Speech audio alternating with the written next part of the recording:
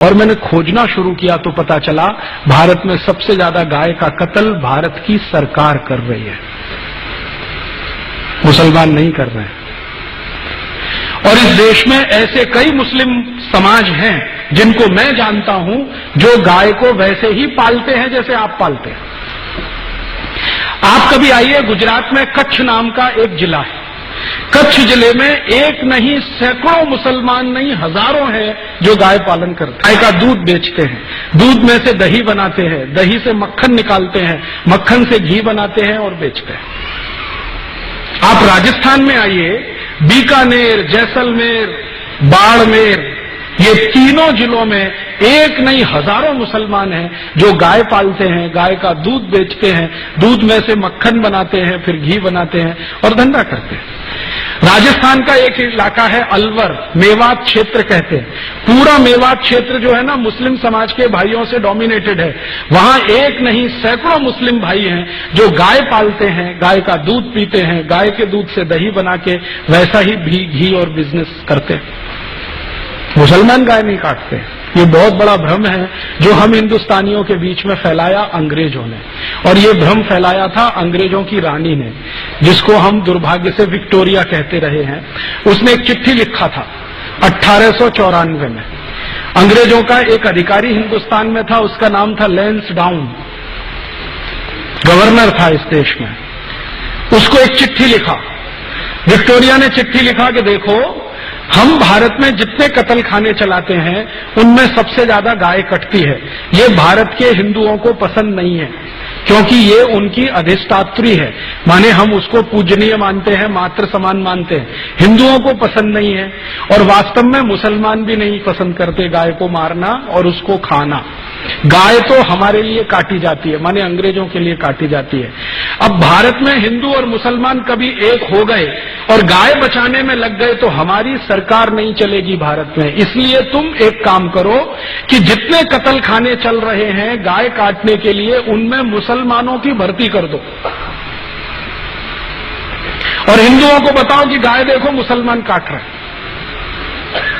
तो हिंदुओं की भर्ती नहीं, मुसलमानों की भर्ती कर दो। हिंदुओं को बताओ कि गाय मुसलमान काट रहे हैं, कट हमारे लिए रही है, काट रहे हैं मुसलमान, खाते नहीं है, हम खा रहे हैं, काट रहे हैं ये। हिंदुओं को जब ये पता चल जाएगा, ये दोनों एक दूसरे को लड़ मारेंगे और ये लड़ने लगेंगे तो हमारी गद्दी सुरक्षित रहेगी और हम भारत पर 1000 वर्ष तक राज करेंगे।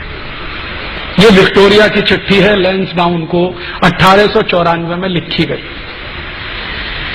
इस चिट्ठी से पढ़कर मेरे समझ में आ गया कि पॉलिटिक्स क्या है इस देश में। पॉलिटिक्स ये है कि गाय कटे अंग्रेजों के लिए और लड़ते रहे हिंदू मुसलमान। हम एक दूसरे को गाली देते रहे, एक दूसरे की टांग खिंचाई करते रहे और अंग्रेज मजा करते रहे। इस तरह से अंग्रेजों ने वो एक जो पॉलिसी है ना, बांटो और राज करो, डिवाइड एंड रूल, वो ये है।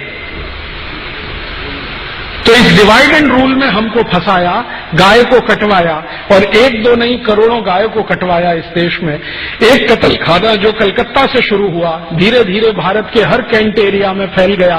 350 कैंट एरिया अंग्रेजों ने स्थापित किए, 350 कत्ल खाने बना दिए।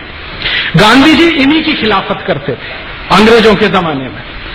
गांधी जी को बार बार लगता था कि ये कत्ल खाने बंद होने चाहिए।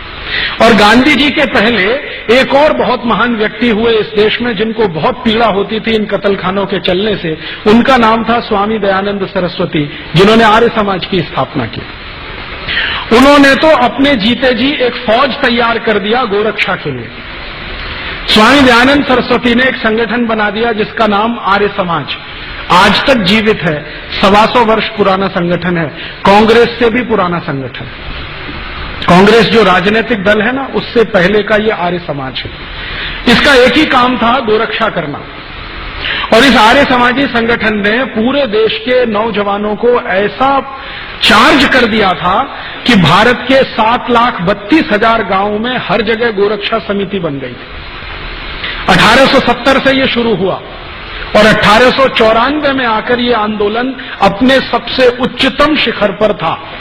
और 94 में जब ये आंदोलन उच्चतम शिखर पर था तो भारत के हिंदू, मुसलमान, सिख, ईसाई, जैन, पारसी, बौद्ध सब मिलकर गोरक्षा में लगे हुए थे। और अंग्रेजों के सामने एक प्रश्न खड़ा कर दिया था कि एक भी गाय कटेगी तो अंग्रेजों की खैर नहीं। तो अंग्रेज घबरा गए थे। इसी घबराहट में रानी ने चिट्ठी लिखी थी 1894 में कि अगर इस आंदोलन को तोड़ना है, हिंदू मुसलमानों को लड़ाना है, तो तुम ये काम करो कि सारे कत्ल खानों में मुसलमानों की भर्ती करो और हिंदुओं को बताओ कि गाय ये काट रहे। और जब ये खबर अंग्रेजों ने फैलाई, उसके बाद इस देश में हिंदू मुसलमानों के दंगे शुरू हो गए। मैं आपको विनम्रतापूर्वक बताना चाहता हूं कि 1894 के पहले इस देश में एक भी हिंदू मुस्लिम दंगा नहीं हुआ। पहला हिंदू मुस्लिम दंगा 1894 दिसंबर में हुआ, रानी की इस चिट्ठी के बाद। और उसके बाद लाइन लग गई दंगों की। फिर क्या हुआ? आजादी का प्रश्न पीछे आ गया, गोरक्षा का प्रश्न पीछे आ गया, हिंदू मुसलमानों का सांप्रदायिकता का प्रश्न सबसे आगे आ गया। और अंग्रेजों ने लगभग 60-70 साल तक इसी आग को जलाकर रखा और इसमें समय समय पर घी डालते रहे। वो कभी भी ये दोनों एक ना हो जाएं, इसके लिए पूरी ताकत लगाकर अपने एजेंटों को उन्होंने भारत की बहुत सारी संस्थाओं में घुसा के बिठा दिया।